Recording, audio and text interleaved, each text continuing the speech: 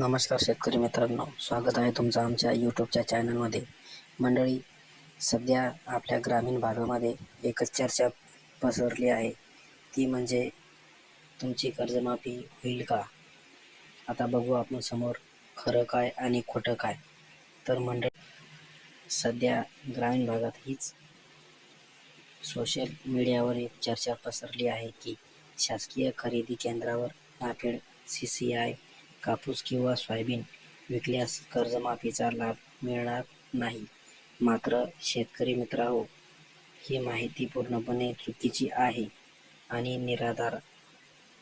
तर कोणताही असा नियम नाही. महाराष्ट्र शासनाने असा कोणताही शासन निर्णय GR काढलेला नाही ज्यामध्ये शासकीय केंद्रावर माल विकणाऱ्यांना कर्जमाफीतून वगळण्याची अट नाही, संबंधच नाही. कर्जमाफीची पात्रता ही तुमची थकबाकी आणि शासनाचे निकष यावर ठरते. तुम्ही माल कुठे विकला यावर नाही. त्यामुळे तुम्ही बिनधास्तपणे नाफेड किंवा CCI केंद्रावर माल विकून हमी भावाचा लाभ घेऊ शकता. बँकेकडून होणारी अडवणूक आणि त्यावर उपाय.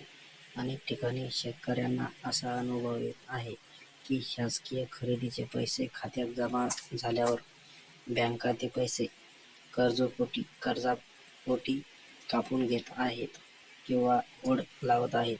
यावर शासनाने स्पष्ट आदेश आहेत. 1/9 ऑक्टोबर आणि 26 नोव्हेंबर 2025 चा GR. या शासन निर्णयानुसार बँकांना शेतकऱ्यांच्या खात्यावर कोणताही ओढ लावता येणार नाही. 2. सक्तीची वसुली बंद. अतिवृष्टी आणि नैसर्गिक आपत्तीमुळे शेतकऱ्यांच्या कर्जाची सक्तीची वसुली करण्यात 1 वर्षाची स्थगिती देण्यात आली आहे. 3. काय करावे जर बँक तुमचे पैसे अडवत असेल तर व्यवस्थापकाला शासनाचे हे आदेश दाखवा आणि जाब विचारा. शासकीय केंद्रावर माल विकल्यास कर्जमाफी मिळणार नाही, ही माहिती चुकीची आहे. शेतकरी बांधवांनी बिनधास्तपणे शासकीय हमीभाव केंद्रावर आपला कापूस, सोयाबीन विकून योग्य भाव मिळवावा. कर्जमाफी आणि हमीभाव याचा संबंध नाही, असा सल्ला कृषी तज्ज्ञांकडून मिळत आहे.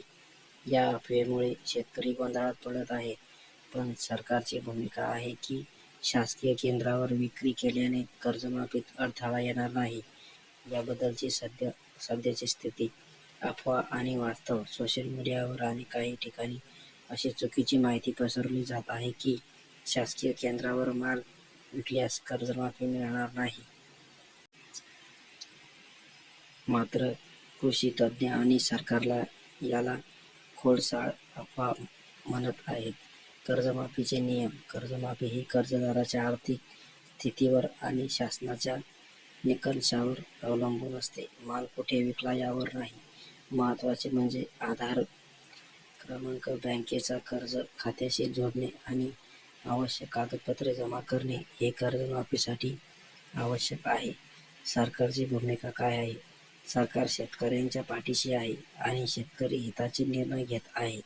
कर्जमाफी ही शेतकऱ्यांसाठी एक दिलासा आहे आणि त्यांना योग्य भाव मिळावा यासाठी शासकीय केंद्राची व्यवस्था आहे, असे सरकारचे म्हणणे आहे.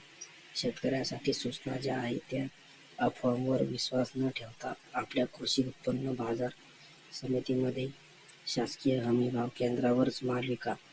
आपण आधार क्रमांक, बँकेचा कर्ज खात्याशी जोडलेले असल्याची खात्री करा. आवश्यक कागदपत्रे वेळेत सादर करा जेणेकरून संगणक प्रणालीमध्ये तुमची माहिती भरली जाईल. थोडक्यात, शासकीय केंद्रावर माल विकल्याने कर्जमाफी थांबणार नाही ही अफवा असून तुम्ही निश्चितपणे माल विकू शकता. धन्यवाद. आमचा व्हिडिओ आवडल्यास आमच्या चॅनलला सबस्क्राईब आणि लाईक करा, शेअर करा.